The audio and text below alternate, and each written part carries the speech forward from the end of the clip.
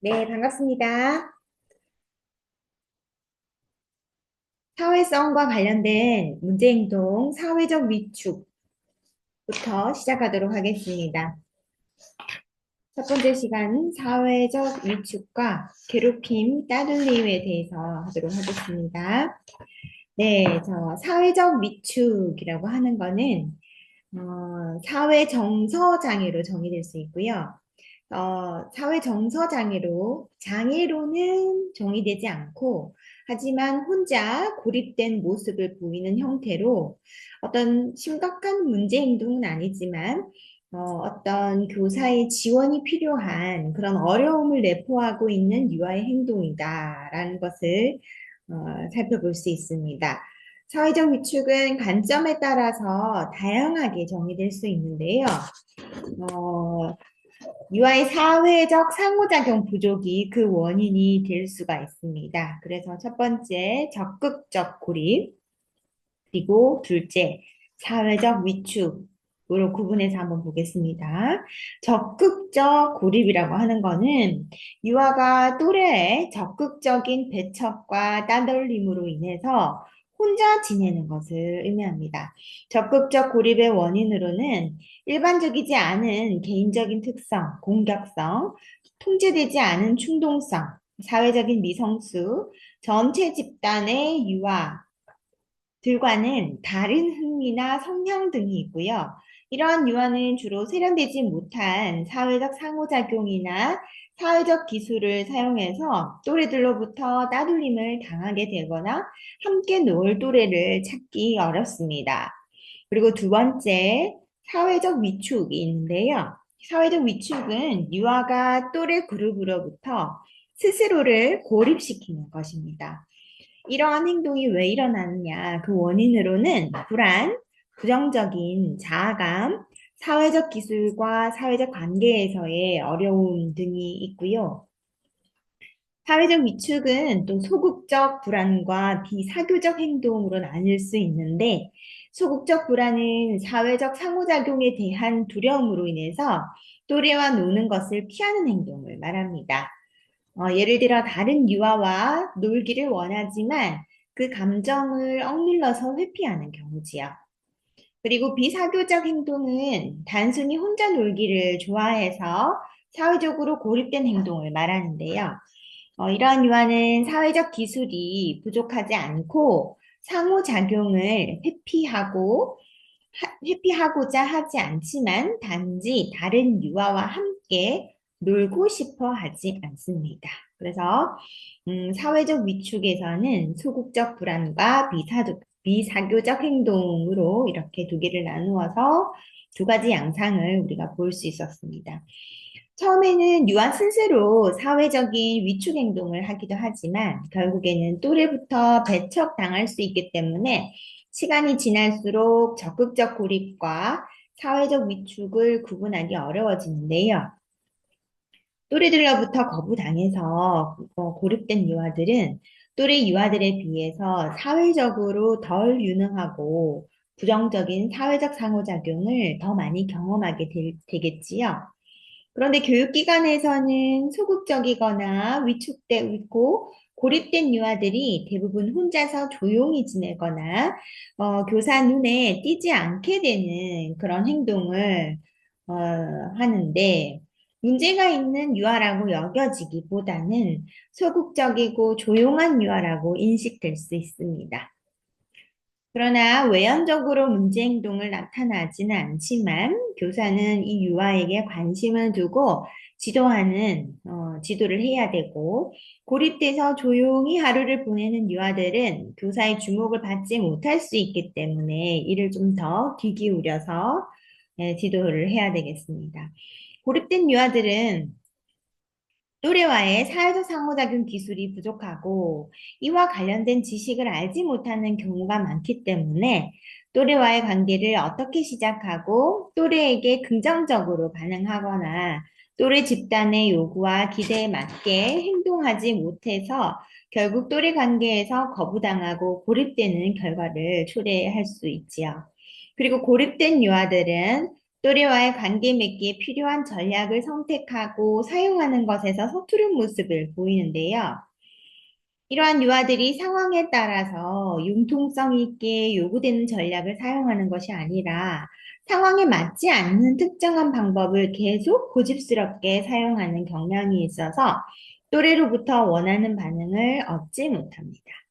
그래서 또래에게 인기가 없고 관계 맺기를 즐기지 못하는 고립된 유아들은 또래로부터 배척당하기 쉬운 행동 패턴을 계속 보이게 되겠지요. 그러면 또래 행동에 반응할 때 더 높은 강도로 부적절한 행동을 하게 되고, 그럼 또 그로 인해서 또 또래들이 별로 이렇게 같이 놀이하고 싶어 하지 않고 배척당할 수 있고, 이런 그 악순환이 계속 이어질 수 있습니다. 그래서 또래로부터 소외되기 쉽고, 사회적 상호작용이 적은 유아들은 긍정적인 친구 관계를 경험하지 못하기 때문에 외로움과 소외감을 경험할 수 있습니다. 이러한 소외감과 외로움의 감정의 강도가 세지면 공허함, 무가치함, 낮은 자존감 등으로 이어질 수 있고요. 이게 학령기까지 이어지게 되면 학업 실패, 교우관계 어려움, 심한 경우에는 범죄와 정신병리적인 문제까지로 이어질 수 있기 때문에 이와 관련한 적절한 지도가 필요하겠지요. 자, 사회적 위축과 고립의 원인은 다음과 같이 나누어서 살펴볼 수 있습니다. 지나치게 수줍은 성격이나 기질, 자신감이 결여된 경우, 또 오랫동안 애정을 박탈당한 경우나 사람들과 격리된 경우, 신체적 장애 또는 외모, 사회적 기술 부족, 발달 지체 등으로 나누어 볼 수 있습니다. 유아가 다른 유아들과 상호작용을 하는데 너무 수줍어서 가까이 가지 못하거나 말을 걸지 못하는 경우가 첫 번째, 성격과 기질, 자신감이 없어진 그런 경우가 있겠고요. 두 번째, 장기가 문제가 있는 부모로부터 애정을 박탈당했거나 격리된 경우에는 유아가 성인과의 관계에서 사회적인 반응을 보이는 것을 알지 못하기 때문에 어려움을 볼 수 있습니다. 세 번째, 신체적 장애나 외모가 매력적이지 않아서 또래와 함께 노는 경험이 부족하면 고립될 수 있고요. 또래와 자연스럽게 상호작용하는 방법을 모르거나 말이 없어서 언어적인 의사소통 기술이 부족한 경우, 또래 관계 형성에 필요한 미소, 웃음 등이 없는 경우나 대화 부족으로 인해서 대화 주제에 참여하지 않거나 못하는 경우도 고립될 수 있습니다. 발달이 또래보다 늦을 경우 또래가 하는 말과 행동을 잘 이해하지 못해서 사회적 상호작용이 활발하게 일어나지 않을 수 있다라는 발달 지체가 그 사회적 위축과 고립의 원인이 될 수 있습니다. 자, 그렇다면 유아의 고립 행동을 일주일 정도 관찰을 해서 다음과 같은 관찰 양식에 작성해서 평가를 할 수 있겠습니다. 교재는 340페이지이고요. 고립 유아의 놀이 특성 관찰지 해서 좋아하는 놀이, 놀이 상대, 놀이 시 행동, 상호작용 방법 이렇게 되어 있는데요. 체크리스트 내용을 한번 보겠습니다. 유아가 대집단보다는 한두 명의 또래와 더 잘 어울린다. 친구의 의도나 감정을 잘 못 이해한다. 친구의 질문이나 말을 무시한다. 친구의 제안을 거절할 때 이유에 대한 설명이나 적절한 제안을 하지 못한다. 친구와 의사소통 시 적절한 반응을 하지 못한다. 문제를 해결하기 위하여 계속 공격성을 사용한다. 다른 이와들이 놀이에 참여시키기 싫어한다. 다른 이와들이 수용하도록 할 수 있는 방법이 없다. 요약 및 평가 내용을 보겠습니다. 그래서 누구는 다른 친구들의 제안이나 말에 대해 대답을 잘 하지 못한다. 그래서 친구들도 이 친구에 대해서 관심을 갖지 않고 또 친구가 공격성이 적은 편임에도 불구하고 놀이에 참여시키는 것을 좋아하지 않는다. 또래와의 놀이 경험 부족으로 친구들과 놀이하는 방법에 어려움을 느끼는 것 같다라고 교서가 이렇게 음, 사회적 위축과 관련된 유아의 행동을 관찰, 평가를 하였습니다. 그래서 우리가 유아의 사회적 위축과 고립 행동을 볼 때 유아가 사회적 놀이나 상호작용에 참여하는 대신에 무엇을 하는지, 그리고 다른 유아가 상호작용을 하려고 할 때 유아가 어떻게 하는지, 그리고 때때로 상호작용을 하는 다른 유아가 있다면 그 유아는 누구인지를 파악을 해야 되겠습니다. 이럴 때의 현장 지도 방안은 학급에서 고립된 유아가 있으면 교사는 대집단 활동보다는 소집단 활동 위주의 활동을 진행을 해서 이 유아들이 다른 친구들과 어울려서 활동할 수 있는 기회를 증가시킬 수 있겠습니다.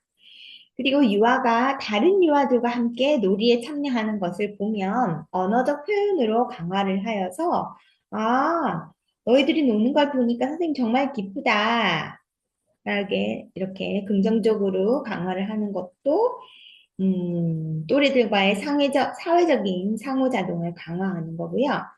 또 고립된 행동을 하는 유아와 함께 놀아주는 것도 놀아주는 유아에게 미소를 보내거나 안아주어서 그 행동을 강화하는 것. 그리고 위축, 고립 및 따돌림을 당하는 유아에게 도움을 요청하는 것, 놀이가 시작되었을 때 중간에 참여하는 방법 등을 함께 노는데 필요한 사회적 기술을 가르치고, 그리고 또 교사가 모델링을 보이는 것, 보여서 유아가 모방하도록 하는 것도 지도 방안이라고 할 수 있습니다. 동극을 통해서도 상대방의 마음을 이해하고 생각하게 하는 것, 또 긍정적인 관계 형성을 통해서 유아의 감정과 행동에 지속적인 관심을 가지고 애정으로 대하는 것. 고립은 눈으로 관찰하기 쉬운 공격성이나 다른 문제 행동 등과는 달리 교사의 지속적인 관심 없이는 관찰하기 힘들 수 있습니다. 그래서 지속적인 관심을 가지는 것이 중요하고요. 고립된 유아는 성인의 관심을 받게 되는데 이것이 그 유아가 원하는 관심 끌기는 아닌지 그렇다면은 지속적으로 무시하다가 다른 유아가 상호작용하는 것을 발견했을 때 즉시 칭찬해서 강화하는 방법으로 현장에서 지도할 수 있겠습니다. 자, 교육 활동으로 동화책을 이용한 활동 방법이 나오고요. 고립 행동의 사례를 한번 보도록 하겠습니다. 344페이지부터 나오네요. 자, 지금부터 344페이지의 그 사례를 한번 읽어보세요.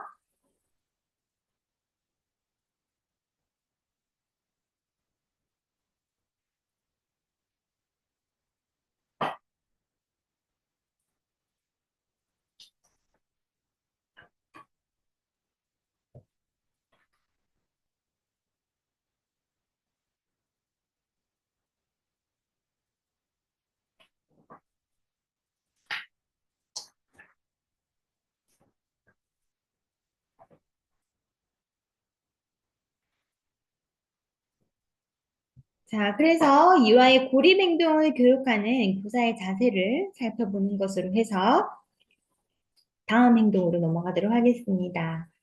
친구들과 놀이에서 즐거움을 경험하게 하고요. 또 유아들과 함께 긍정적인 관계를 형성하도록 많은 기회를 제공하고요. 또 상대방의 유아의 마음을 이해할 수 있도록 상대방의 입장이 되어서 생각해 보도록 하는 것도 지도하고요. 또 고립 유아가 끈기를 가지고 지도를 해야 되고 교육 효과가 바로 나타나는 것이 아니라 장기적인 관점에서 유아들과 고립 유아를 지도해야 합니다. 또 항상 끄덕일 줄 아는 교사가 되어야 되고 유아들에게 귀를 기울여서 유아가 고립되는 이유도 조금 더 쉽게 파악할 수 있고요.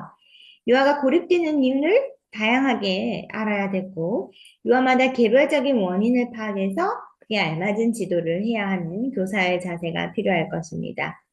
자, 그럼 다음으로 괴롭힘, 따돌림에 대해서 하도록 하겠습니다. 이 괴롭힘과 따돌림에 대한 거는 학령기가 되었을 때 학교폭력과 관련되어 있는 부분이기 때문에 교사가 세밀하게 관찰해야 할 필요가 있습니다. 괴롭힘 따돌림은 공격적인 행동의 한 형태이고요. 또래 괴롭힘이거나 소외 행동으로 불리기도 합니다. 한 사람 혹은 여러 사람이 자신보다 약한 사람에게 의도적이고 반복적, 지속적으로 해를 가하는 행위를 말하는 거고, 한 명 이상의 유아가 특정 유아를 고의적이거나 반복적으로 또래 관계에서 소외시켜서 놀이 및 활동에 참여시키지 않는 심리적 소외 행위와 상대적으로 힘이 약한 유아의 놀이 행동을 방해하는 등 언어적, 물리적, 신체적 소외 행동을 괴롭힘 따돌림으로 이해할 수 있습니다. 그 유형으로는요, 신체적 괴롭힘, 언어적 괴롭힘, 관계적 괴롭힘이 있는데요. 신체적 괴롭힘으로는 때리기, 차기, 밀기, 물건 빼앗기 등이 있고요. 쉽게 눈에 띄고 주로 남자 유아들 사이에서 많이 관찰됩니다. 언어적 괴롭힘은 욕하기, 별명 부르기, 조롱, 협박, 놀리기 등이 있고요. 가장 많이 일어나는 또래 괴롭힘의 형태입니다. 관계적 괴롭힘은 특정 사람 따돌리기, 나쁜 소문 퍼뜨리기, 고의로 소외시키기 등이 괴롭힘 따돌림으로 나뉘어질 수 있습니다. 괴롭히는 유아와 괴롭힘 대상이 되는 유아를 한번 볼까요? 괴롭히는 유아는 약한 또래 대상으로 괴롭히고 열등감이 많고 불안정감이 심합니다. 공격적이고 충동적이고요. 힘이 세고 거칠고 지배적입니다. 성인에게도 공격적이고 반항적이고 의사소통을 잘하고 언어적 반응이 빠른 편입니다. 괴롭힘의 대상이 되는 유아의 특징은 조심스럽고 조용하고 민감한 성격이고요. 수동적이고 수줍어하고 불안, 근심, 언어 능력에 제한이 있습니다. 사회적 고립과 신체적 허약, 또래보다 낮은 자존감, 자아존중감이 있는 특성이 있고, 여기에서 유발적 피해자, 쉽게 울거나 고의가 아닌 농담이나 놀림을 언어적 공격성으로 잘못 해석해서 공격적인 반응을 하게 되는데요. 원인과 상관없이 피해 아동의 비효율적이고 화를 유발하는 행동으로 가해 아동의 공격성을 도발시키게 되면 피해 아동은 다른 아동으로부터 그런 공격을 받을 만하다라고 잘못 여기게 됩니다. 그래서 여기서 우리가 눈여겨보아야 할 것도 유발적 피해자. 또 우리가 잘 살펴봐야 되겠지요.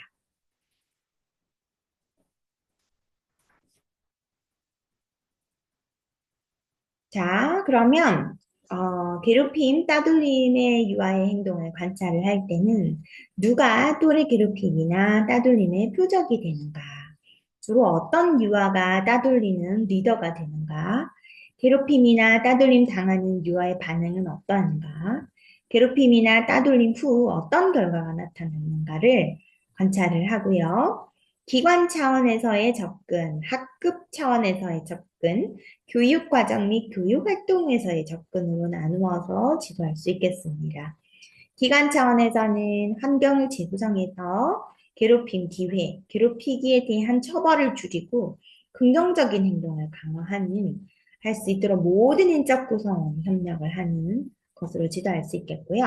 학급 차원에서는 협력적이고 반응적 관계를 맺는 것, 괴롭히기에 대한 명확한 한계와 규칙을 설정하는 것, 교육과정 속에서는 일상생활 속에서 지속적으로 지도하는데요.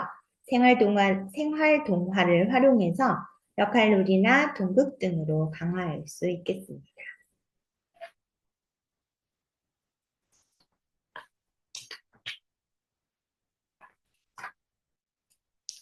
자, 따돌림의 사례하고 지도를 한번 살펴볼까요?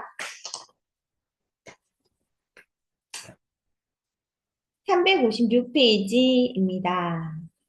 사례 1, 2를 한번 읽어보도록 하겠습니다.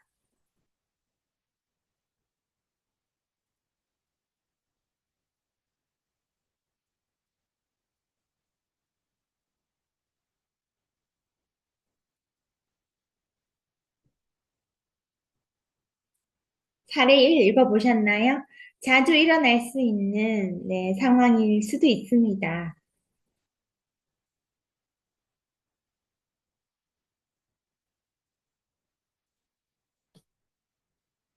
자, 여기서 채원이라고 하는 아이가 이제 친구를 따돌리는 그런 역할을 하는 친구인데 이 아이의 행동 특성은 어떠한가?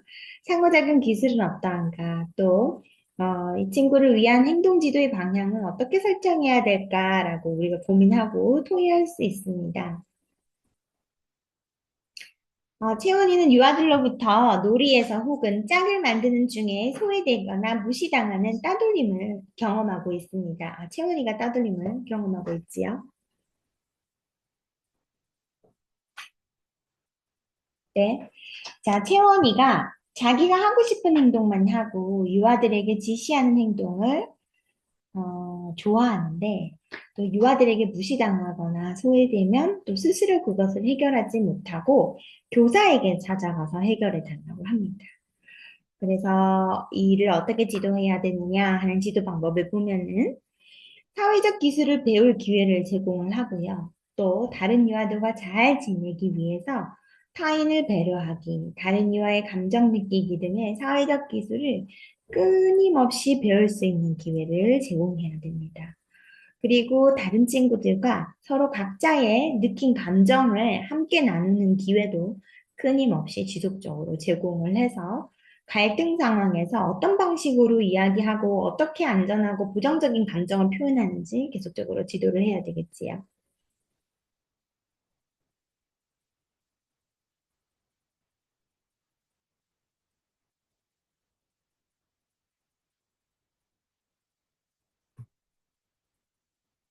음, 네. 따돌림과 괴롭힘 사례를 보면서 이제 첫 번째 시간을 마무리하고자 합니다. 첫 번째 시간에는 사회성과 관련된 문제 행동으로 사회적 위축 및 고립, 괴롭힘, 따돌림을 한번 살펴보았습니다. 이 부분은 여자친구들에 인해서 따돌림은 많이 일어나는 편입니다. 그래서 교사가 세심하게 지도를 하고 기관 차원에서 학급 차원에서 그리고 또 교육 활동 내에서 지도할 수 있는 방안을 다각적으로 모색해야 할 필요성이 있겠습니다. 첫 번째 시간 나머지는 여러분 지금까지 했던 거 한번 살펴보도록 할까요?